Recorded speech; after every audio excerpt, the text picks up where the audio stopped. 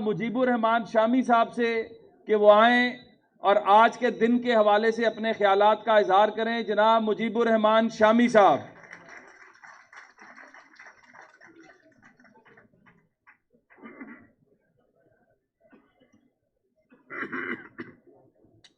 بسم اللہ الرحمن الرحیم. نحمدہ و نصلی علی رسولہ الکریم وعلی آلہ و اصحابہ اجمعین. جناب محترم خواجہ سعد رفیق صاحب، جناب لیاقت بلوچ صاحب، جناب رانا مشہور صاحب اور صاحبان اسٹیج اور خواتین و حضرات،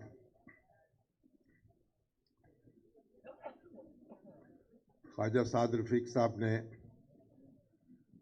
جو تقریر کی ہے، میرا خیال ہے اس میں کوئی اضافہ ممکن نہیں ہے. اس پہ ہمارے بھی دستخط کرا لیتے تو وہ تقریر کافی ہے. اس میں جو ترمیم کی ضرورت تھی وہ سردار ایاز صادق صاحب نے کر دی ہے. میرا خیال اس ترمیم کے ساتھ اسے منظور کر لینا چاہیے. اب خواجہ صاحب نے جو آج کی برسی کی تقریب ہے اس کا جو دعوت نامہ بھیجا، اس میں انہوں نے ایک موضوع اس کا دیا تھا کہ گفتگو کا موضوع یہ ہوگا بحرانوں میں گھرا پاکستان، وجوہات اور اصلاح احوال کی راہ. کافی ماشاءاللہ طویل موضوع ہے، لیکن یہ سارا موضوع انہوں نے خود ڈیل کر لیا ہے. وجوہات بھی بیان کر دی ہیں، اصلاح احوال کی راہ بھی بتا دی ہے. اب میں تو باغم باغ کو 1:30 بجے یہاں پہنچا تھا. میں نے کہا تاخیر ہو گئی، 1 بجے کا وقت ہے. تو یہاں معلوم ہوا کہ میں قبل از وقت آ گیا ہوں. تو ابھی شہباز شریف صاحب تو ابھی بھی تشریف نہیں لائے ماشاءاللہ. تو پہلا تو میرا مشورہ یہ ہوگا کہ مسلم لیگ پابندی وقت جو ہے اس کا کوئی اہتمام کر لے. قائد اعظم جو تھے ان کی گھڑی کہیں سے حاصل کر لے. چلو 2-4 منٹ آگا پیچھا ہو جائے تو کوئی بات نہیں، لیکن کوئی یہ بھی ایک ڈسپلن ہونا چاہیے. باقی خواجہ رفیق شہید انہی لاہور کی سڑکوں پر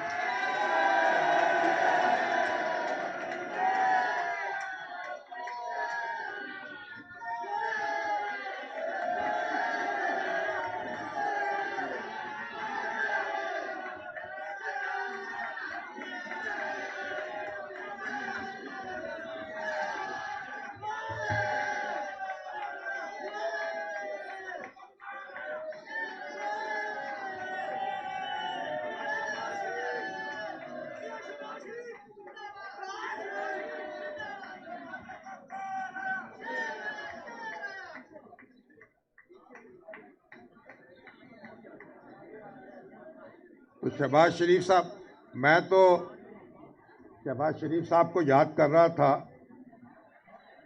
کہ اس دوران وہ تشریف لے آئے. تو شہباز صاحب، آپ مسلم لیگ کے صدر ہیں، تو میں بات یہ عرض کر رہا تھا کہ عرض کرنا چاہیے کہ نہیں. چلیے، تو پابندی وقت کی بات ہو رہی تھی. بہرحال خواجہ رفیق شہید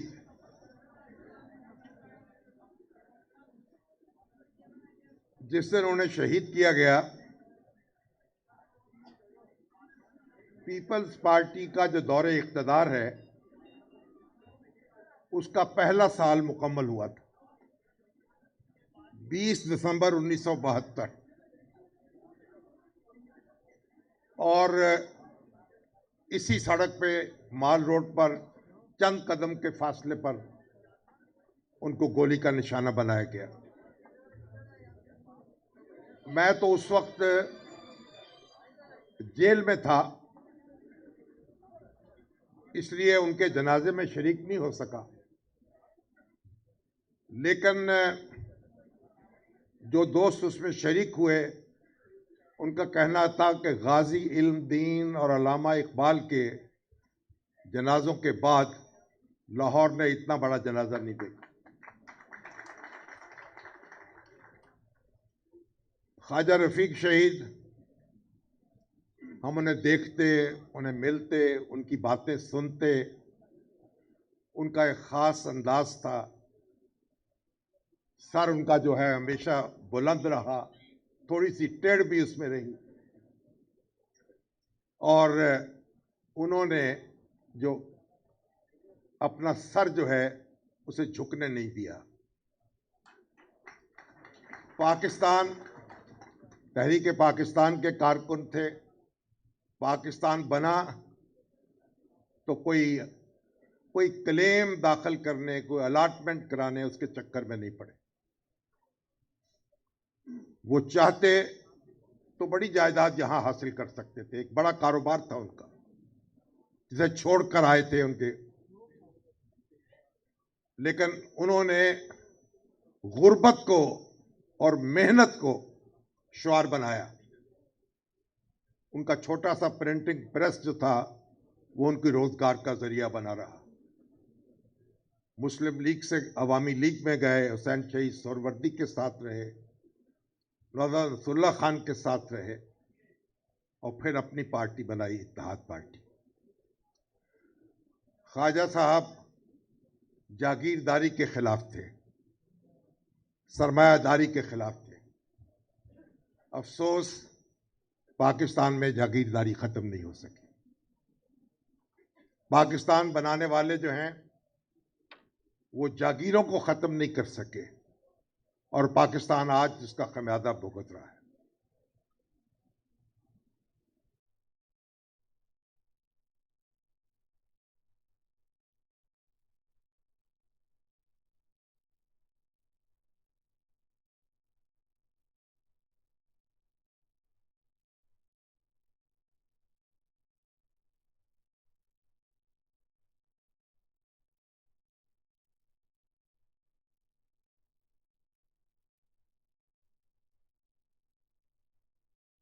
चंद रोज पहले वो जो जस्टिस साकिब निसार साहब का मैं एक इंटरव्यू सुन रहा था, कि उनसे सवाल किया गया कि आपने ख्वाजा साद रफीक के बारे में, तो उन्होंने कहा उनके खिलाफ कोई चीज बरामद नहीं हुई और कोई साबित नहीं हुई, मैं उनके खिलाफ कैसे कार्रवाई कर सकता। तो ख्वाजा साहब ने, अल्लाह ताला ने उनके रिस्क में बरकत अता की, लेकिन उन्हें अपने बाप का रास्ता नहीं छोड़ा। और यही रास्ता जो है, मेहनत का रास्ता, हिम्मत का रास्ता, जिद्दोजहद का रास्ता, इसी रास्ते पे हम चलेंगे तो पाकिस्तान को पाकिस्तान बनाएंगे। ये जो आप देखें, शहबाज शरीफ साहब यहां बैठे हैं, कुछ वक्त निकालना चाहिए, कि गौर करने के लिए भी वक्त निकालना चाहिए। कोई देखना चाहिए इस मुल्क में जो नैब का कानून है, इससे बदतर कानून मार्शल्ला का कानून भी नहीं था। अफसोस ये है कि पीपल्स पार्टी की हुकूमत ने और मुस्लिम लीग नून की हुकूमत ने 10 साल उस कानून की हिफाजत की, उसमें कोई तब्दीली नहीं की, और उसी कानून के शिकंजे में, और आज जो उसकी हिफाजत कर रहे हैं वो भी उसके शिकंजे में आएंगे। और किस तरीके से मुकदमात कायम किए गए, झूठे मुकदमात, और सुप्रीम कोर्ट और हाई कोर्ट के आप फैसले उठा के देखें, आसन इकबाल के बारे में, शाहिद खान अब्बासी के बारे में, साद रफीक के बारे में, सलमान रफीक के बारे में, वो फैसले पढ़ें आप और देखें कि क्या पाकिस्तान एक मुहज्जब जमहूरी मुल्क कहला सकता है। ये नैब के कवानीन की मौजूदगी में, ऐसे अदारों की मौजूदगी में। और एक बात मैं ये भी अर्ज करूं کہ جمہوریت جو ہے، یہ جو مقامی حکومتیں ہیں، جو بلدیاتی ادارے ہیں، اس بارے میں بھی غفلت سے کام لیا گیا ہے۔ مسلم لیگ نون نے ان کو اس طرح مضبوط نہیں کیا جس طرح کرنا چاہیے۔ اس کی وجہ سے جمہوریت جو ہے، آپ کی جمہوریت نہ گلی میں پہنچتی ہے نہ محلے میں پہنچتی۔ یہ ارکان اسمبلی جو ہیں 1000 یا 1500 ان تک رک جاتی ہے، آ کے یہیں سے شروع ہوتی ہے، یہیں سے ختم ہوتی ہے۔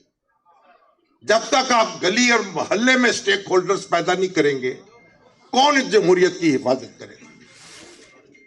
تو یہ سبق حاصل کرنے کی باتیں ہیں۔ اقتدار جو ہے وہ تو پھر آئے گا، میں اس کی دستک سن رہا ہوں،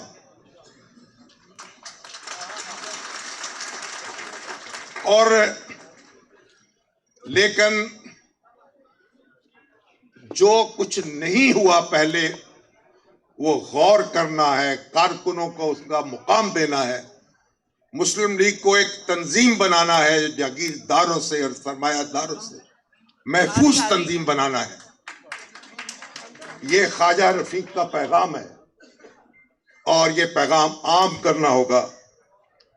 ابھی وہ جب ایاز صادق صاحب بات کر رہے تھے اور کہہ رہے تھے، سنا رہے تھے کہ کیا ہونے والا ہے، تو مجھے علامہ اقبال کی وہ نظم یاد آ رہی تھی، تو اس کے چند شعر پڑھ کے میں آپ سے اجازت چاہتا ہوں۔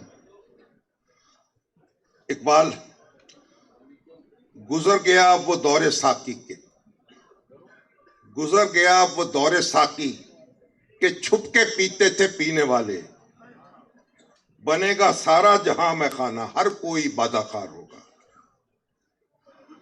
کبھی جو آوارہ جنوں تھے وہ بستیوں میں پھر آ بسیں گے، برہنہ پائی وہی رہے گی مگر نیا خارزار ہوگا۔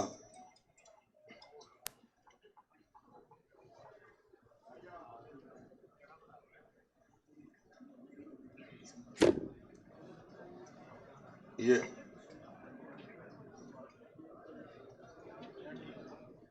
نکل کے صحرا سے جس نے،